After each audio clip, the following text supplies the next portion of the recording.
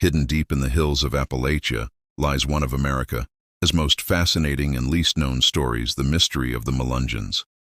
For more than 2 centuries, the Melungeons have puzzled historians, anthropologists, and even their neighbors. They were described as dark-skinned people with straight hair, light eyes, and European features living in isolated communities across Tennessee, Virginia, and Kentucky. Early settlers called them strange or foreign-looking. No one could quite explain who they were or where they came from. Some said they were descendants of Portuguese sailors, others claimed Turkish roots, native ancestry, or even survivors from the lost Roanoke colony.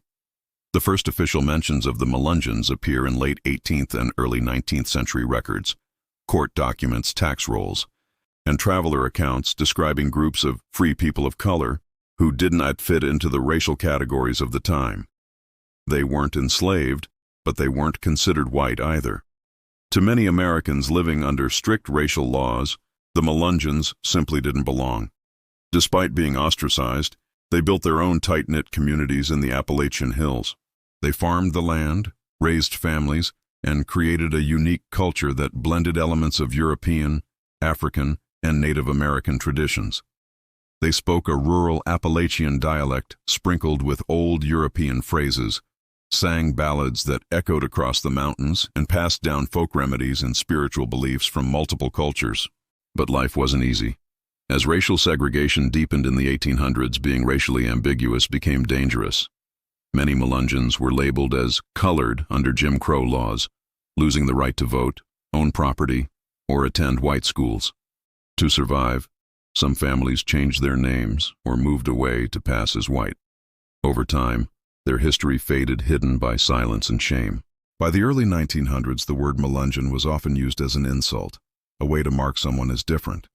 For decades, even descendants denied the connection, afraid of the stigma attached to mixed ancestry. Then, in the 1990s, everything changed. Historians, genealogists, and descendants began uncovering old records and stories.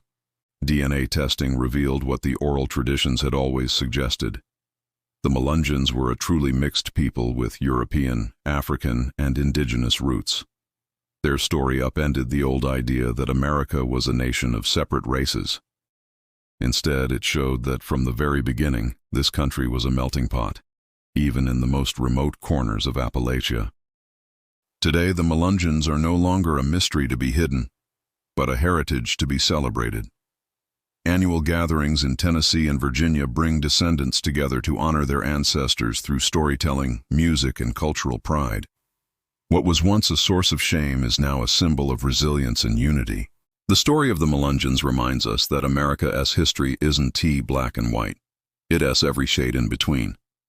It's the story of people who refused to fit into narrow boxes, who built lives out of hardship and isolation, and who, without realizing it, became a living symbol of what America would one day become: diverse, complex, and deeply human. So when we talk about the Melungeons, we're not just talking about a lost community in the mountains. We're talking about the forgotten roots of the American story itself, the people who proved that identity, just like history, is never as simple as it seems.